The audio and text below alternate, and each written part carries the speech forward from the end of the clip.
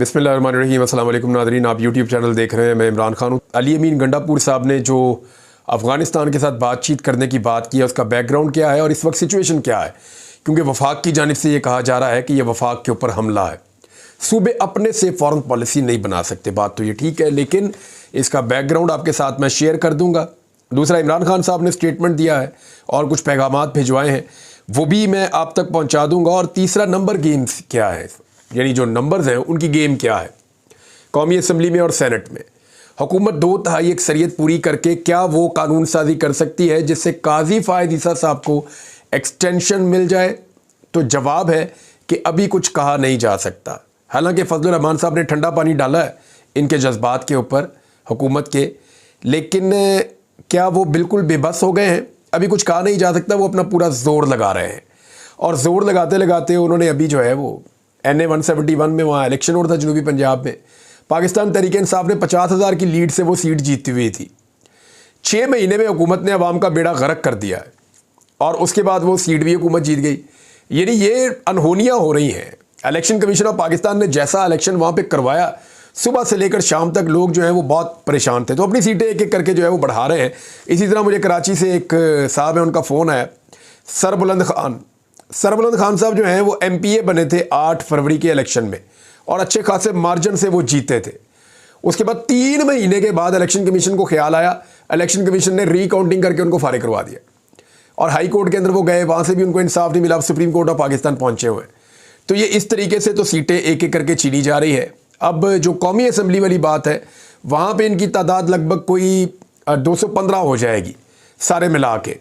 फजलुर रहमान साहब साथ नहीं दे रहे, उनके पास 8 लोग हैं। अगर वो साथ मिल जाते तो ये 222-23 तक पहुंच जाते, फिर PTI के 1-2 बंदे तोड़ते तो काम हो जाता। अब फजलुर रहमान साहब ने क्योंकि इनकार कर दिया है, तो अब ज़रूरत पड़ेगी पाकिस्तान तहरीक इंसाफ के बंदों की। तो तहरीक इंसाफ के कितने बंदे टूटे हैं?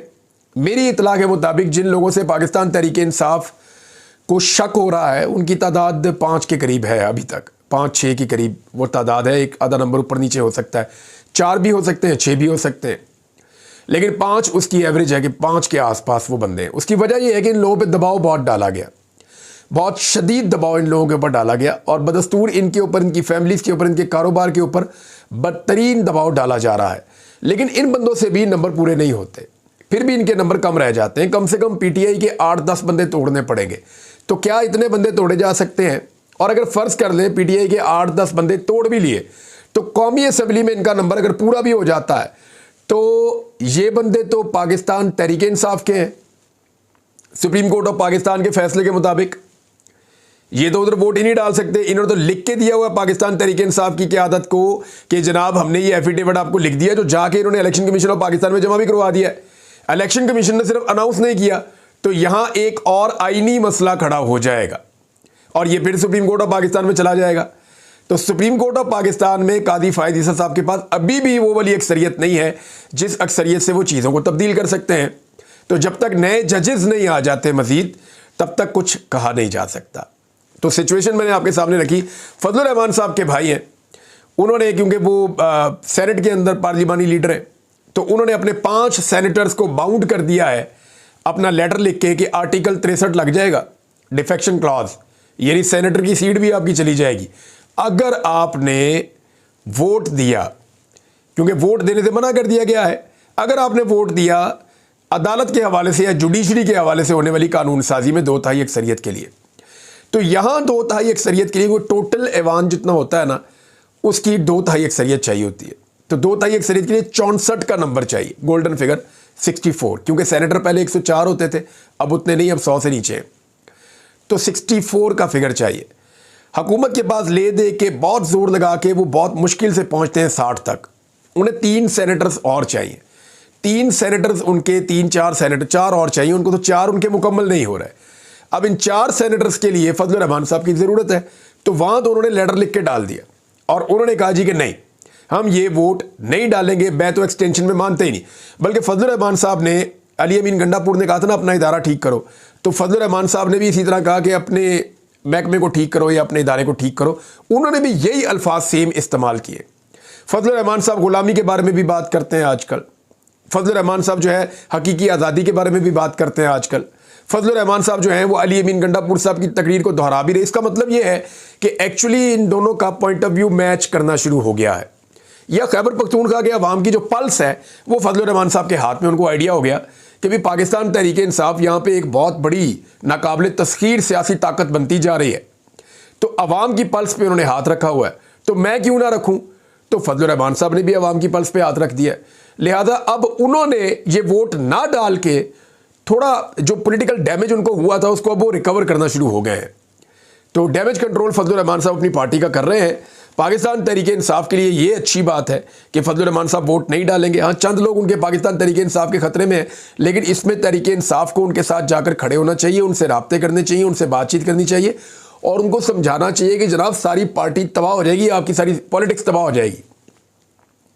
यानी जिन लोगों के नाम हैं उन लोगों के बारे में बहुत क्लियरली आपको ये बता दूं, यानी मैं कुछ नामों को जानता भी हूं, मैं यहाँ कहना इसलिए नहीं चाहता कि उनमें से किसी से मेरी बात नहीं हुई, और हो सकता है उनमें से कोई अपनी राय कल को बदल दे। नाम मुझे पता है, 5 नाम तो मुझे पता है, लेकिन उन्हें एक बात सोचनी पड़ेगी कि क्या आइंदा कभी भी वो इलेक्शन लड़के अपने हल्के में जीत सकते हैं।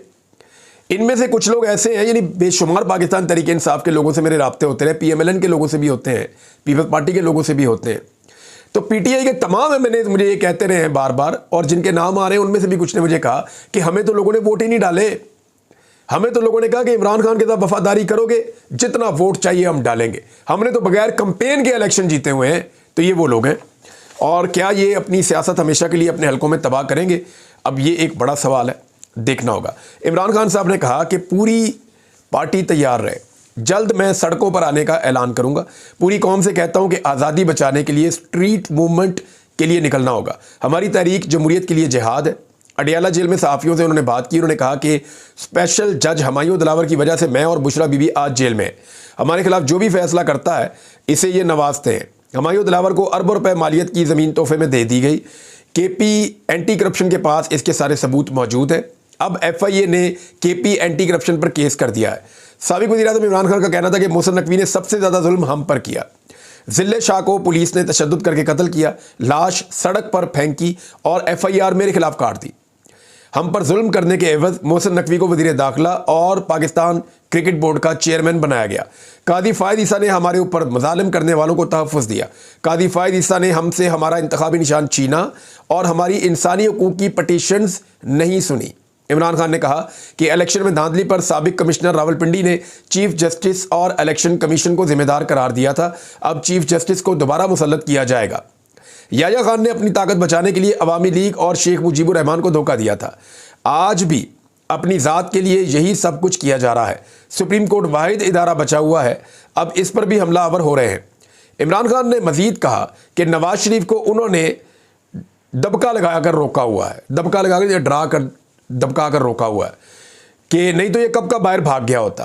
पूरी कौम को कहता हूं कि आज़ादी बचाने के लिए स्ट्रीट मूवमेंट के लिए निकलना होगा, हमारी तहरीक जमहूरियत के लिए जिहाद है। अदलिया से कहता हूं कानून की हुक्मरानी के लिए खड़े हो, कानून की हुक्मरानी ना होने की वजह से मुल्क में सरमायाकारी नहीं आ रही। उन्होंने कहा कि पूरी पार्टी तैयार रहे, सड़कों पर आने का ऐलान जल्द करेंगे। सादुल्लाह बलोच की बीवी और बेटी को उठा लिया गया है, इनको शर्म नहीं आती। अब ये पता चला है कि उनकी बीवी और बेटी तो वापस आ गई, लेकिन वो लापता हो गए, और कुछ लोग इस पर यह क्लेम कर रहे हैं कि उन्होंने अपने आप को हवाले करके अपनी बीवी और बेटी को रिहाई दिलाई है। अब इसके अंदर जो खबर है उसकी तस्दीक तो सादुल्लाह साहब आएंगे वो करेंगे या उनकी फैमिली कर सकती है। मैंने आज रब्ता करने की कोशिश की, मेरा तो उनसे रब्ता काफ़ी हमने कोशिश की, रब्ता उनसे नहीं हुआ, हो सकता है आज हो जाए। इनको शर्म नहीं आती कि ये असेंबलियों में घुस गए और पार्लियामेंटेरियंस को पकड़ लिया, ऐसा पहले कभी नहीं हुआ, किसी ने पार्लियामेंट से किसी को गिरफ्तार नहीं किया। इसी तरह मेरी बीवी गैर कानूनी तौर पर जेल में है। नहीं, इससे पहले एक वाकया हुआ था जब पुलिस को घुसा दिया था पंजाब असेंबली में, लेकिन कौमी असेंबली में आज तक नहीं हुआ। पंजाब असेंबली में पुलिस को घुसाया गया था, और जो एक वो अंसार करके एक तंजीम है फजलुर रहमान साहब की, उनके कुछ लोगों को पार्लियामेंट लॉजेस से गिरफ्तार किया गया था, अरकान असेंबली को नहीं किया गया था। लेकिन हमजा शहबाज के दौर में थोड़े दिन के लिए वो बने थे, तो उस वक्त मुझे याद पड़ता है मियां असलम इकबाल साहब ने शायद इसको पोस्ट भी किया था कि पुलिस घुसी थी पंजाब असेंबली में। नून लीग का यह पुराना तरीका वारदात है, पहली दफ़ा इन्होंने ऐसा नहीं किया, क्योंकि किसी ने पार्लियामेंट से किसी को गिरफ्तार नहीं किया इससे पहले। इसी तरह मेरी बीवी गैर कानूनी तौर पर जेल में है। वादे रहे कि 2 रोज़ कबल इमरान खान साहब ने अपने बयान में कहा था कि मैं अली अमीन गंडापुर के साथ खड़ा हूँ, और अली अमीन के बयान पर माफ़ी मांगने वाला बुज़दिल है, इसे पार्टी में नहीं होना चाहिए, वो पार्टी छोड़ दे जो अली अमीन गंडापुर के साथ खड़ा नहीं हो सकता। सेनेटर अली जफर साहब ने इमरान खान साहब का एक पैगाम सुनाया है और उन्होंने कहा जी कि इमरान खान का पैगाम है कि आइन की बालादस्ती के लिए बहादुर बनकर सड़क पर निकलो। उन्होंने कहा कि एहतजाज हमारा हक है। सेनेटर अली जफर ने कहा कि हम लाहौर का जलसा हर सूरत करेंगे, चाहे एनओसी हो या ना हो। इमरान खान का पैगाम है कि आइन की बालादस्ती के लिए बहादुर बनकर सड़क पर निकलो, आपको गिरफ्तार किया जाता है तो परेशान ना हो। अली जफर ने बताया कि इमरान खान ने कहा कि 1 साल से मैं जेल में हूँ, कौम के लिए लड़ रहा हूँ। वज़ीर-ए-आज़म शहबाज शरीफ या वज़ीर दाखिला मोहसिन नकवी में से किसी एक को इस्तीफ़ा देना होगा।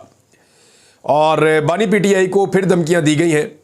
इन पर पहले भी हमला हुआ था और अब फिर धमकियाँ दी जा रही हैं। ये अली जफर साहब ने कहा कि इमरान खान साहब को धमकियाँ दी जा रही हैं जेल में, कि इनके ऊपर पहले भी हमला हुआ है, दोबारा धमकियाँ दी जा रही हैं। पार्लियामेंट से अरकान की गिरफ्तारी के बारे में इमरान खान ने कहा कि ऐसे ना देखें कि सिर्फ हमारा नुकसान हुआ है, ये पार्लियामेंट का नुकसान हुआ है। पार्लियामेंट के तकद्दुस के लिए साथ खड़े नहीं होंगे तो आपका ज़मीर, आपकी मर्जी।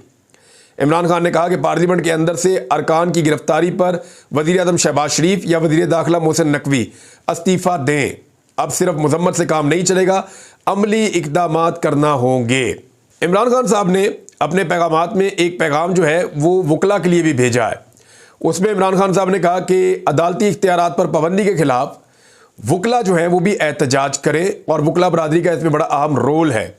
सुप्रीम कोर्ट बार एसोसिएशन के साबिक सदर हामिद खान, जो सेनेटर भी हैं, उन्होंने खबरदार किया कि अदलिया के इख्तियारात को महदूद करने की किसी भी कोशिश के खिलाफ कानूनी बरादरी एहतजाज शुरू कर देगी। और दूसरी तरफ वकला को भी अब मुतहरिक किया जा रहा है। पाकिस्तान तहरीक इंसाफ की जानिब से अली अमीन गंडापुर साहब ने भी वकला में जाकर एक बड़ी ज़ोरदार किस्म की तकरीर की थी। तो ये सारी सिचुएशन वकला के हवाले से आपके सामने है। अब मामला ये है कि अली अमीन गंडापुर साहब के बारे में कहा जा रहा है, ख्वाजा आसिफ साहब ने कहा, वज़ीर दिफा हैं, कि अफ़गानिस्तान के साथ मुज़ाकरात की बात करके अली अमीन गंडापुर साहब ने वफाक के ऊपर अटैक किया है। और इसको ऐसे लिया जा रहा है कि एक सूबा कैसे किसी और मुल्क के साथ मुज़ाकरात में जा सकता है। लेकिन अब कुछ फैक्ट्स हैं जिनको मैं आपके साथ शेयर कर देता हूँ। ये बात आईनी नुक्ता नज़र से ठीक है कि ये पॉलिसी जो है ये वफाकी हुकूमत सूबों के साथ मिलकर बनाएगी। एपेक्स कमेटी इसी के लिए काम करती है। लेकिन इसको थोड़ी देर के लिए आप एक साइड पे रखें और ये देखें कि अफ़गानिस्तान की पेशावर के साथ या खैबर पख्तूनख्वा के साथ एक लंबी बाउंड्री है और खैबर पख्तूनख्वा में तो दहशतगर्दी आती है, उसका बराह रास्त ताल्लुक़ अफ़गानिस्तान के साथ है। अब अफ़गानिस्तान के साथ जब आप बातचीत नहीं करेंगे तो आप दहशतगर्दी को कंट्रोल नहीं कर पाएंगे। ये उनका मौक़िफ़ है अली अमीन गंडापुर का, कि जब भी आपने दहशतगर्दी के ख़िलाफ़ लड़ाई करनी है तो फिर आपको अफ़गानिस्तान की गवर्नमेंट को इंगेज करना पड़ेगा ताकि वो उस तरफ से वो कंट्रोल करें, इस तरफ से हम कंट्रोल करें और दहशतगर्दी कंट्रोल हो जाए। दूसरा, उनको ये कहना है कि कुछ इश्यूज और भी हैं जो रिजॉल्व होने चाहिए। तीसरा, एक ट्रस्ट का एक डेफिसिट भी है। यहाँ पे इस वक्त खैबर पख्तूनख्वा में जो सिचुएशन है वो आपके सामने। अब गंडापुर साहब ये कहते हैं कि मेरी नज़र में जब तक आप अफगानिस्तान से बात नहीं करेंगे, आप पाकिस्तान में जितना मर्जी ऑपरेशन करें उसका फ़ायदा नहीं होगा, जितनी मर्जी आप यहाँ जंग लड़ें उसका फ़ायदा नहीं होगा, जब तक आप अफगानिस्तान की गवर्नमेंट को एंगेज नहीं करेंगे। अब इसके ऊपर पहले कई दफ़ा पाकिस्तान का इसके ऊपर असूली तौर पे इत्तफाक भी हो चुका है। अली अमीन गंडापुर कहते हैं जी हमने 3 मरतबा एपेक्स कमेटी के अंदर बार बार ये बात उठाई लेकिन मेरी बात सुनी नहीं जाती। अब मामला ये है, इस वक्त जो फेडरल गवर्नमेंट है वो तो फॉर्म 47 के ऊपर आई हुई है, उनका ज़मीनी हक़ाइक़ से ताल्लुक़ ही कोई नहीं है, ना उनका खैबर पख्तूनख्वा में कोई पॉलिटिकल स्टेक है इस वक्त। तो ये जो गवर्नमेंट है इसकी तवज्जो इन इशूज़ के ऊपर है ही नहीं और ना वो इन इशूज़ को जानती नहीं है बल्कि तवज्जो देना भी नहीं चाहती। तो जिनकी तवज्जो है या जिनका स्टेक है इस मुल्क में, उन्हें चाहिए कि खैबर पख्तूनख्वा की गवर्नमेंट के साथ बैठकर कोई हल निकाले। क्योंकि देखिए खैबर पख्तूनख्वा की गवर्नमेंट वहाँ के लोगों को ज़्यादा बेहतर जानती है, मसाइल को ज़्यादा बेहतर जानती है और वहाँ उनके MPs मौजूद हैं हर जगह पे, उनके पास एक पॉलिटिकल कैपिटल है, मुश्किल फैसले, आसान फैसले वो आपके साथ मिलकर कर सकते हैं।